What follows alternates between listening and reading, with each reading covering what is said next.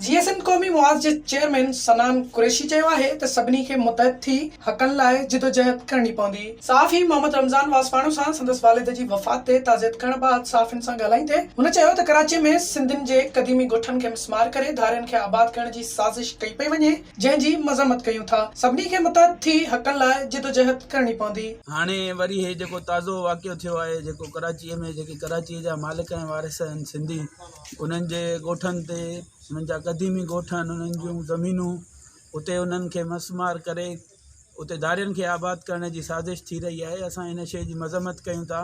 सभिनी सिंधी माण्हुनि खे पंहिंजी धरतीअ ते गॾु थियणो पवंदो धरतीअ जे हक़नि जे लाइ। हुन चयो त सिंध ॾुखे वक़्त मां गुज़री रही आहे। सभिनी खे गॾु थियणो पवंदो, धरतीअ खे माउ सम्झी जिदोजहद करे पंहिंजो फ़र्ज़ निभाइणो पवंदो। विज़िट कयो अवामी आवाज़ मीडिया ग्रुप जी वेबसाइट awamiawaz.pk।